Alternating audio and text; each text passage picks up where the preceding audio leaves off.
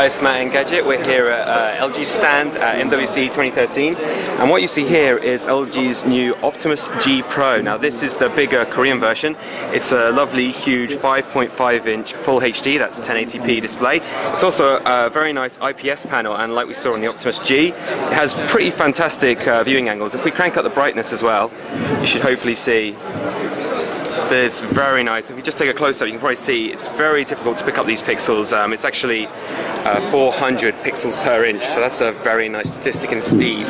Also on this one, compared to the Japanese G Pro model, you actually have Snapdragon's new Snapdragon 600 processor that's clocked at 1.7 gigahertz, a quad-core beast, and one of the first phones alongside the HTC One to stock it. So again, this is very well prepared for the rest of 2013. Now if we just take a quick tour around, this is Android 4.1, so it'll look very familiar. There's a huge raft of clickable widgets at the top there, and it's very nice to see a brightness widget immediately available just from the drop-down.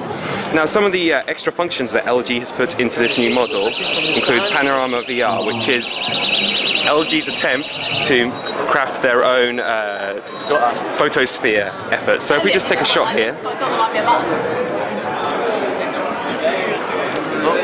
and then just move it up, you can actually overlay photo upon photo. Anyway, it's a lot trickier than we thought, so I'm going to have to give that a bit more work next time. So take a look at the app menu. You can see there's plenty of apps going on here. This is the Korean model, so you'll probably see a few in Hangul that you might not understand. But there's a familiar selection of settings, LG Smart World, Smart Tags, again there's NFC built into this. Other features as well include dual recording, so you'll be able to record from both this front camera and the rear-facing, I think, 13 megapixel camera. So you'll be able to combine that with a 2.1 megapixel camera on the front to record both. So you'll be able to record your reaction and whatever else is going on behind you. Let's take a quick tour of the hardware. You'll see the return of a physical button here. It's kind of semicircular, and to be honest, it looks a little bit like the GS3. And either side of that, you've got two capacitive buttons. They're faintly lit up there. You can see the back and the menu button. Now to visit that multitasking Android 4 component, you just have to hold down that home button, and as you can see, you get all your apps there where you'll be able to dismiss them from.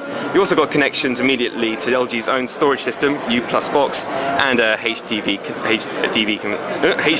connection. You also get quick access to Google, and you can just clear out all your apps in one swift click, which is very nice to see.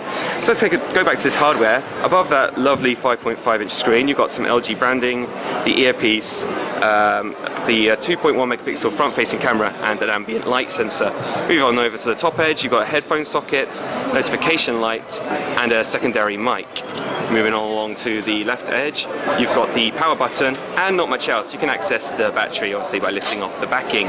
Talking about the backing, on the rear here we have a 13 megapixel sensor, a little bit of branding for the Korean model, the loudspeaker, and a flash on the other left edge. Now this button is quite interesting, so if we press onto that, you'll actually come into a note service. There's no stylus that comes with the phone. You're able to draw, write notes to your leisure, and delete and save. And then right below that, there's just a plastic finish volume rocker. And on the bottom, the main mic and the micro USB charger. Unfortunately, they didn't have one tethered, but you get the gist. Anyway, it's looking like shaping up to be a very good sequel to the Optimus G we saw last year. We can't wait to see when it comes to the US in Q2, and hopefully a release in Europe. Anyway, this has been Matt at Engadget.